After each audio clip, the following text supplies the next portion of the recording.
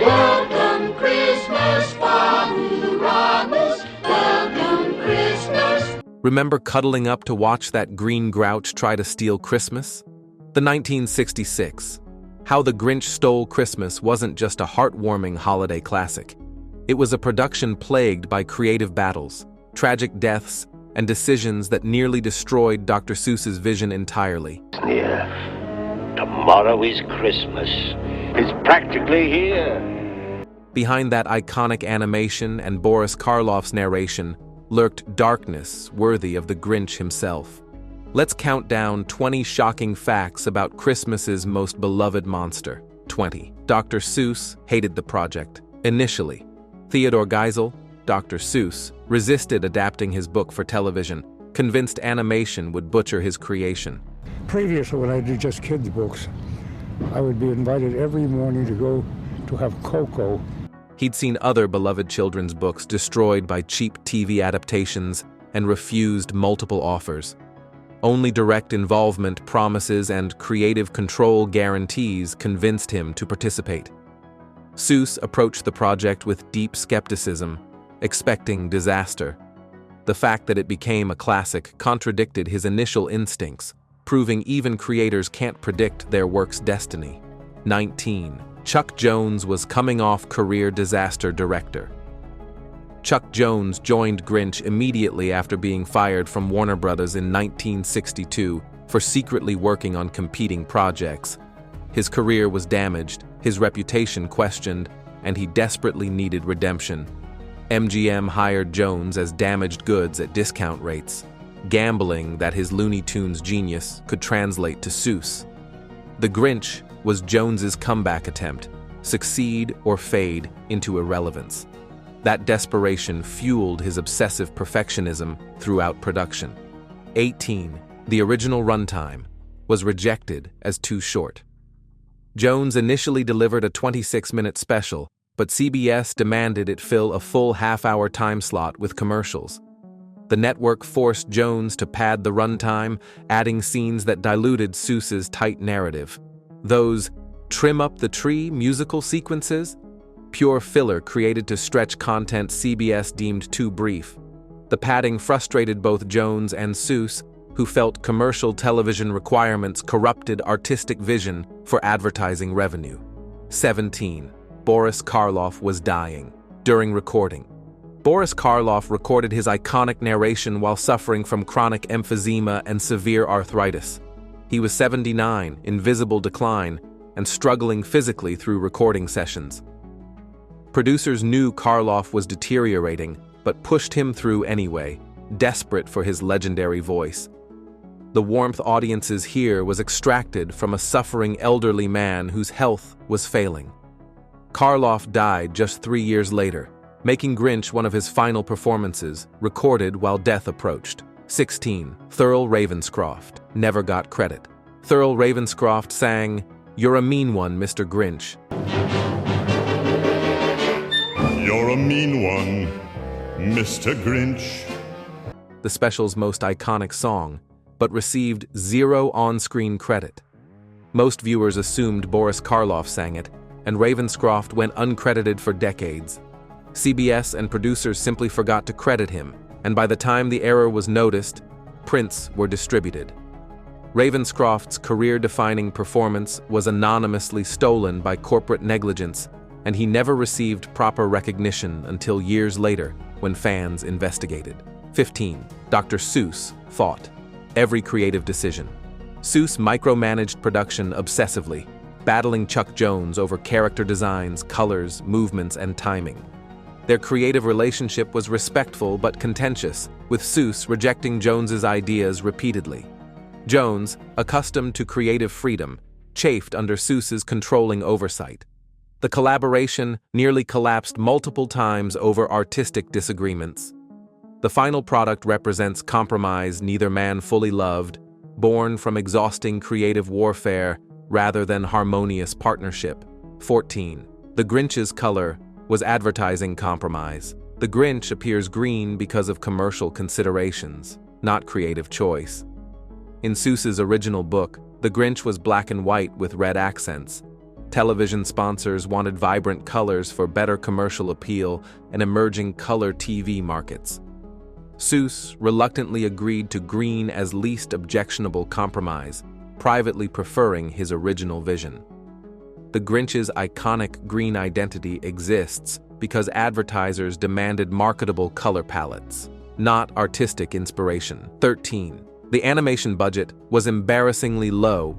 MGM allocated roughly $315,000 for the entire special, pathetically low even for 1966 television animation. Jones had to maximize every penny, using limited animation techniques and recycling backgrounds extensively. The beautiful final product masks desperate cost-cutting measures throughout. Animators worked for minimal wages under tight deadlines, creating beloved classics on a shoestring budget that barely covered basic production costs. It's a miracle of efficiency, not generous funding. 12. The Who designs were deliberately creepy. Chuck Jones intentionally made the Who's slightly unsettling, their button noses strange. Proportions and uncanny movements were calculated to feel subtly wrong. Jones wanted them alien enough to contrast with the Grinch's relatability, making the monster more sympathetic than the normal people. This inverted traditional animation morality, where heroes are attractive and villains grotesque.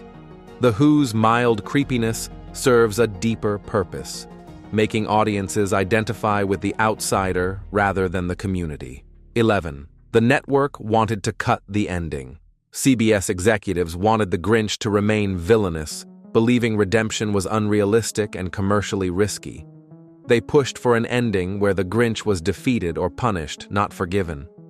Seuss and Jones fought ferociously to preserve the redemptive conclusion, threatening to withdraw entirely. The network eventually capitulated, but the battle revealed CBS's cynical view that villains must be destroyed, not redeemed. The heartwarming ending we cherish almost didn't exist. 10. June Foray voiced Cindy Lou Who while grieving. June Foray recorded Cindy Lou Who's voice shortly after a personal tragedy she never publicly detailed. Colleagues noted she seemed emotionally devastated during sessions, channeling pain into the innocent character's sweet voice. Santa Claus, why? Why are you taking our Christmas tree? Why? That childlike vulnerability audiences hear contains real grief, transformed into performance. Foray's professionalism masked suffering, delivering iconic work while privately struggling. The adorable Santa Claus Why carries hidden emotional weight from an actress performing through legitimate anguish. 9. The song lyrics were last-minute panic. Albert Haig composed music, but lyrics came desperately late in production. Dr. Seuss himself wrote, "You're a mean one, Mr. Grinch" lyrics under crushing deadline pressure, reportedly completing them just days before recording. The brilliant wordplay, "garlic in your soul, seasick crocodile," was rushed creative work, not carefully crafted poetry. Seuss was furious about the time crunch, believing he could have written something better with a proper schedule. The song's genius was emergency improvisation, not thoughtful composition. 8. The special almost aired unfinished production ran so late that CBS nearly broadcast an incomplete version with missing animation and unpolished scenes.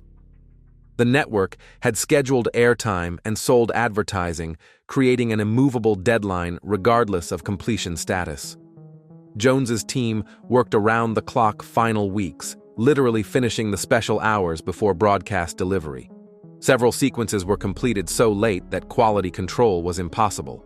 We came terrifyingly close to watching a half-finished Grinch with visible production flaws.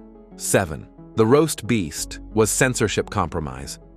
The elaborate roast beast feast was carefully designed to avoid religious controversy.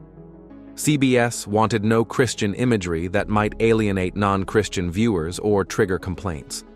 The feast deliberately excluded anything resembling traditional Christmas dinner. No turkey, no ham, nothing culturally specific. It's a generic celebration intentionally stripped of religious context. The creative team resented creating sanitized, culturally neutered Christmas content, but network censors demanded safe, controversy-proof material marketable to the broadest possible audience. 6. Max the Dog was character addition, against Seuss's wishes. Dr. Seuss's original book gave Max minimal presence, but Chuck Jones expanded the dog's role significantly against Seuss's preferences. Jones loved Max and gave him extensive character moments that made Seuss feel distracted from the Grinch's story. Their biggest fight centered on Max's prominence, with Seuss believing Jones was hijacking the narrative. Jones won through persistence, and Max became beloved. But the character's expanded role represented Jones overriding Seuss's creative authority through stubborn determination. 5. The special was rejected by test audiences. Early test screenings received lukewarm responses from focus groups who found the Grinch unsympathetic and the pacing slow. CBS executives panicked, considering either shelving the project entirely or demanding extensive reshoots. Only Chuck Jones's reputation and Seuss's literary fame saved it from cancellation. The network reluctantly aired it despite poor testing, expecting mediocre ratings. The disconnect between test audiences and actual reception proves focus groups catastrophically misjudge content regularly. 4. Boris Karloff hated recording children's content. Karloff was a horror icon uncomfortable with children's entertainment, feeling it beneath his dramatic capabilities. He accepted the Grinch purely for money, needing income during career twilight. Karloff's disdain for the project showed in early recordings. His narration sounded disinterested and condescending. Directors worked extensively to extract warmth from an actor who privately mocked the material as juvenile. The beloved narration was engineered in post-production and through multiple takes, not Karloff's natural delivery. 3. The broadcast was opposite Bonanza. CBS scheduled Grinch opposite Bonanza, the era's one-rated show, virtually guaranteeing ratings disaster. The network essentially sabotaged their own special with suicidal scheduling, placing children's programming against adult Western dominating Sunday nights. Industry insiders saw it as CBS burying content they'd lost faith in after poor test screenings. Miraculously, Grinch performed well despite impossible competition, but the scheduling revealed network executives expected failure and didn't care enough to protect their investment. 2. Dr. Seuss never watched the final version. Theodore Geisel refused to watch the completed special, so traumatized by production battles that he couldn't bear seeing the finished product. Associates claimed Seuss feared discovering he'd compromised too much and destroyed his own creation. He knew it was successful from ratings and reviews, but avoided actually watching it for years. When he finally viewed it decades later, Seuss reportedly cried. Not from joy, but from mourning the version he'd originally envisioned, but failed to protect. 1. Chuck Jones suffered breakdown after completion. The production stress drove Chuck Jones to complete emotional and physical breakdown, requiring medical intervention. The obsessive perfectionism, battles with Seuss, impossible deadlines, and career redemption stakes crushed Jones psychologically. He was hospitalized shortly after delivery, suffering exhaustion-related collapse that nearly killed him. The special audience's cherish was extracted from a director who destroyed his health creating it. Jones recovered, but later called Grinch the most destructive production experience of his career, one that fundamentally damaged him. From creative battles and medical crises to dying voice actors and emotional breakdowns, How the Grinch Stole Christmas proves holiday magic costs human suffering. If these dark revelations shocked you, hit that subscribe button so we can keep unwrapping the disturbing truth behind your childhood favorites. Keep your hearts growing and your production nightmares hidden. Welcome Christmas, welcome pain,